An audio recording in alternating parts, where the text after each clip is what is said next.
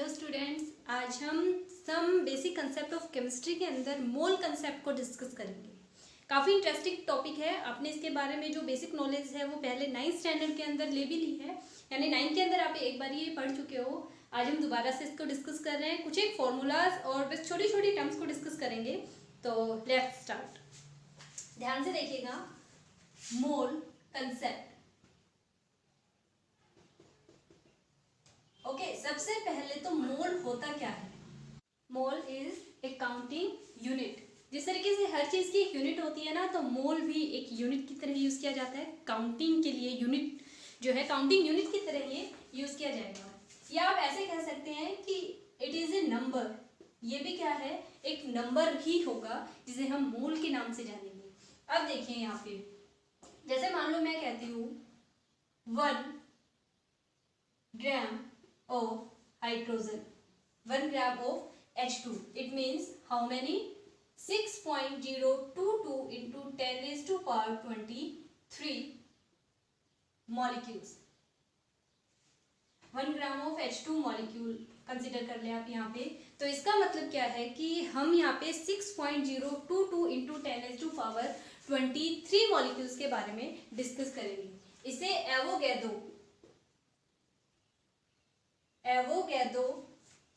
Number के नाम से भी जाना जाता है। और एवोगैड्रो जो नंबर होता है इसे रिप्रेजेंट किया जाता है Na से, और इसकी वैल्यू कितनी होती है 6.022 इंटू 10 raised to power 23 होती है। तो जो मोल है वो और कुछ नहीं है, ये जो वैल्यू है इसे ही डिफाइन करवाता है। ओके, तो देखिए, अगर मैं कहती हूँ कि 1 मोल ऑफ एटम, ये यहाँ पे ग्राम लिख दिया था, हम मोल कंसीडर करेंगे पहले। 1 मोल, ठीक है। अगर मैं कहती हूँ 1 मोल ऑफ कोई भी चीज कंसीडर कर ले, मान लो हाइड्रोजन एटम ही कंसीडर कर रही हूँ मैं, तो इसका भी क्या मतलब रहेगा कि 6.022 into 10 raised to power 23 atoms. अगर मैं कहती हूँ 1 मोल ऑफ इलेक्ट्रॉन्स, इसका भी क्या मतलब है 6.022 into 10 raised to power 23 electrons. यानी जो भी चीज, जिस भी फॉर्म के अंदर मैं यहाँ पे कोई भी मॉलिक्यूल कंसीडर कर रही हूँ, उसी की टर्म में हमें यहाँ लिखना है।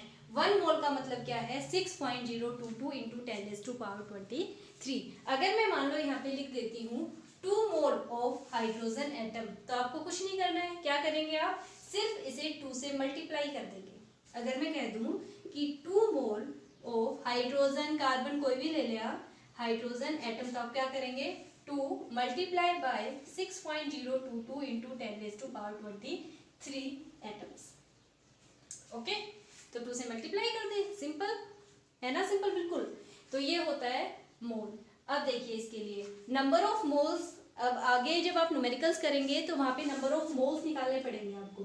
तो नंबर ऑफ मोल्स कैसे निकालेंगे हम, नंबर ऑफ मोल्स, इसे रिप्रेजेंट किया जाता है स्मॉल n से। किससे रिप्रेजेंट करेंगे हम, स्मॉल n से।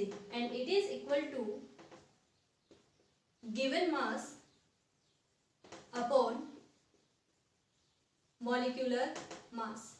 क्या होता है ये, given mass upon molecular mass. तो देखिए, नंबर ऑफ मोल्स निकालना है, इसे रिप्रेजेंट किससे करते हैं हम, स्मॉल n से। किसके इक्वल होता है, गिवन मास अपॉन मॉलिक्यूलर मास। हम इसे सिंबलाइज अगर करें तो ऐसे लिख सकते हैं, n is equal to given mass को रिप्रेजेंट किया जाता है WB से, और या W जो भी आप यहाँ पे लेना चाहे 1 2 ले सकते हो, या AB ले सकते हो, या फिर जो भी कंपाउंड दिया हुआ होगा यहाँ पे B की जगह आप वो नाम लिख सकते हैं। और मॉलिक्यूलर मास को हम रिप्रेजेंट करते हैं m से। मैं ये B हटा देती हूँ, यहाँ से कंफ्यूजन हो जाएगा, otherwise n is equal to W upon m। It means given mass upon molecular mass. Clear कर लेंगे आप। इसके अलावा देखिए, ये तो था एक तरीका। अब दूसरा तरीका देखिए, नंबर ऑफ मोल्स निकालने का। ये क्या होगा, number of species, number of species upon Avogadro number. और एवोगैड्रो नंबर को हम किससे रिप्रेजेंट करते हैं, Na से। तो इसका मतलब क्या है, number of moles n is equal to क्या होगा, number of species n upon Na। ये आ गया आपका सेकेंड फॉर्मूला, ये फर्स्ट फॉर्मूला था। इसके अलावा आइडियल गैस कंडीशन के अंदर अगर कोई गैसेस मॉलिक्यूल्स हैं उनके लिए हमें number of moles find out करने हैं, number of moles gases sample के लिए, एनी आइडियल गैस, ओके। और एट एसटीपी कंडीशन, एसटीपी क्या होता है, STP standard temperature and pressure. देखिए हर चीज की एक स्टैंडर्ड कंडीशन होती है, तो वो जो स्टैंडर्ड कंडीशन है उन्हें ही हमें कंसीडर करना पड़ेगा, यानी स्टैंडर्ड टेम्परेचर और प्रेशर अगर कंसीडर करेंगे तो वो कौन सी मतलब कौन सी कंडीशन हो जाएगी, एसटीपी कंडीशन हो जाएगी। अगर मैं यहाँ पे लिखती एनटीपी, इसका मतलब क्या होता, नॉर्मल टेम्परेचर और प्रेशर हम वहाँ पे कंसीडर कर सकते हैं, लेकिन अभी हमें कौन सा कंसीडर करना है, स्टैंडर्ड कंसीडर करना है। तो नंबर ऑफ मोल्स अगर हमें निकालना है किसी गैसेस सैंपल के लिए तो आप क्या करेंगे, यहाँ पे वॉल्यूम ऑफ गैस, लेकिन कंडीशन कैसी होनी चाहिए उसकी, एसटीपी के अंदर होनी चाहिए, upon Avogadro 22.4 litre mole litre inverse, ऐसे कर सकते हो आप, ओके। तो हमें क्या कंसीडर करना है यहाँ पे कि जब भी हम किसी गैसियस मॉलिक्यूल के लिए, गैसियस सैंपल के लिए फाइंड आउट करेंगे तो उस टाइम पे हमें क्या लेना पड़ेगा, वॉल्यूम लेना पड़ेगा, वॉल्यूम ऑफ गैस एसटीपी के अंदर, और उसे कितने से डिवाइड करेंगे, 22.4 यहाँ पे लीटर कंसीडर करना है हमें, मोल कंसीडर नहीं करना, कंसंट्रेशन नहीं लेके चल रहे हैं हम यहाँ पे, 22.4 लीटर। तो ये इसके डिफरेंट कंडीशंस के अंदर जो फॉर्मूलाज हैं, कौन सा किस कंडीशन में कौन सा फॉर्मूला अप्लाई करना है वो आपको यहाँ से पता चलेगा, इन्हें ध्यान में रखना पड़ेगा आपको, ओके। तो देखिए यहाँ पे 3 फॉर्मूले किए हैं हमने मोल कंसेप्ट के रिगार्डिंग टोटल। अब इसके ऊपर बेस्ड, इसके जो मोल कंसेप्ट है इस पे बेस्ड 1-2 न्यूमेरिकल ट्राई करते हैं।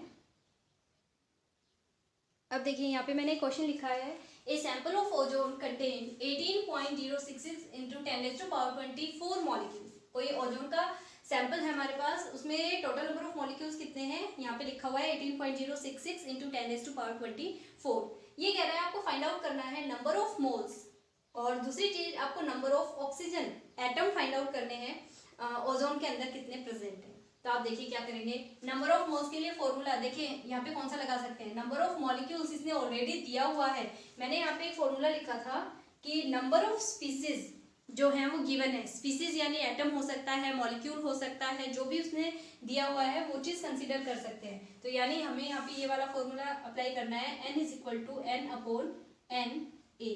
अब Na तो क्या होता है, एवोगैड्रो नंबर होता है, इसकी वैल्यू तो यूनिवर्सल है, वो हम चेंज कर नहीं सकती। n की वैल्यू क्या है, दी हुई है यहाँ पे 18.066 into 10⁻24, और एवोगैड्रो नंबर की क्या होती है 6.022 into 10⁻23।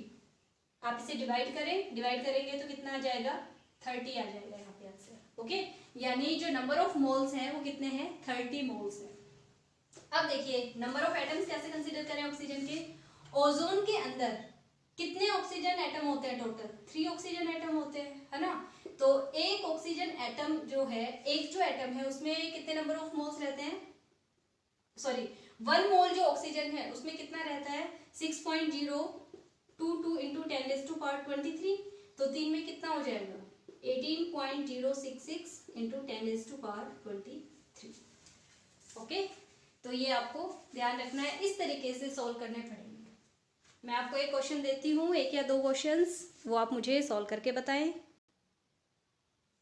यहाँ पे देखिए 2 क्वेश्चंस और लिखे हैं मैंने, मैं थोड़ी सी हेल्प कर देती हूँ आपकी। एक क्वेश्चन में कर देती हूँ, एक आप खुद से सॉल्व कर लेंगे।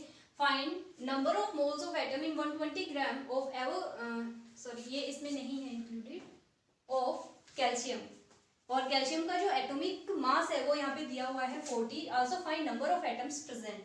एक तो नंबर ऑफ मोल पूछा है और दूसरा क्या पूछा हुआ है, इसमें नंबर ऑफ एटम्स पूछा हुआ है। देखिए अब इसने यहाँ पे क्या किया है, मास दे रखा है, ग्राम के अंदर किलोग्राम में इस तरीके से दिया हुआ हो तो वो क्या चीज होती है, मास होता है, ठीक है। तो यहाँ पे फॉर्मूला देखिए, जो फर्स्ट है ये वाला नंबर ऑफ मोल्स, एन निकालने के लिए हमें क्या करना पड़ेगा, गिवन मास अपॉन मॉलिक्यूलर मास, ये करना पड़ता है। गिवन मास कितना है, 120 ग्राम दिया हुआ है इसने, और मोलर मास कितना है मॉलिक्यूलर इसका, अब यहाँ तो एटॉमिक मास लेना पड़ेगा क्योंकि हमने कैल्शियम एटम के बारे में बात की है, तो यहाँ हम एटॉमिक मास कंसीडर करेंगे। तो कैल्शियम का कितना होता है 40 होता है, ये ऑलरेडी मैंने यहाँ पे लिख दिया था 40 ग्राम होता है। आप इसे सॉल्व कर लें, कितना आ जाएगा 3, और यूनिट क्या लगानी पड़ेगी हमें 3 मोल। आप सीधा MOL लिख सकते हैं यहाँ पे, तो 3 मोल आ गए। दूसरा इसने पूछा है find also find number of atoms present, तो 1 मोल में कितने प्रेजेंट होते हैं number of atoms, 6.022 into 10⁻23 atoms होते हैं, है ना। तो 3 मोल के अंदर कितने होंगे, 3 into 6.022 into 10⁻23 atoms of calcium. Okay, simple है, कर लोगे। अब इसमें देखिए, इसमें भी सेम है, find number of moles of 34 gram of the NH3। 34 ग्राम दिया हुआ है, मैं बस यहाँ पे आपकी एक छोटी सी हेल्प करके जाऊंगी, बाकी सॉल्व आपको ही करना है। 34 ग्राम ऑफ NH3 दे रखा है, तो ये तो क्या दे दिया इसने यहाँ पे, गिवन मास। क्या चीज है ये, गिवन मास। मॉलिक्यूलर मास आपको फाइंड आउट करना पड़ेगा यहाँ पे। कैसे फाइंड आउट करते हैं मॉलिक्यूलर मास, मॉलिक्यूलर मास हमें किसका निकालना है, NH3 का। तो देखिए कैसे निकालेंगे, नाइट्रोजन कितने टाइम है 1 टाइम, इसका मास कितना है यहाँ पे देखिए 14 है, ओके, प्लस हाइड्रोजन कितनी टाइम है 3 टाइम, मल्टीप्लाई का साइन, और एक हाइड्रोजन का एटॉमिक मास कितना होता है 1, तो 3 से मल्टीप्लाई कर रहे हैं 3 के लिए, तो नाइट्रोजन का कितना होता है 14, क्योंकि ये सिंगल टाइम था तो 1 से मल्टीप्लाई करें या ना करें कोई फर्क नहीं पड़ना। हाइड्रोजन कितने टाइम है 3 टाइम्स है, और हर हाइड्रोजन का एटॉमिक मास कितना होता है 1 होता है, तो कितना हो जाएगा 17, ओके। मॉलिक्यूलर मास कितना आ गया इसका 17 ग्राम। गिवन मास ये है, मॉलिक्यूलर मास ये है, आपको सिर्फ नंबर ऑफ मोल्स निकालने हैं। सेकंड में देखिए 56 litre of CO2 at STP दे रखा है, 56 लीटर है। अब देखो लीटर ऑफ CO2 तो गैस होती है, और STP कंडीशन दे रखी है, कौन सा फॉर्मूला अप्लाई करना है आपको, ये वाला फॉर्मूला अप्लाई में लेना है आपको, ये अप्लाई करेंगे आप, और फिर मुझे आंसर जो है वो आप कमेंट करके बताएंगे, ओके। तो मैं वेट करूंगी, आप आंसर बताएं मुझे।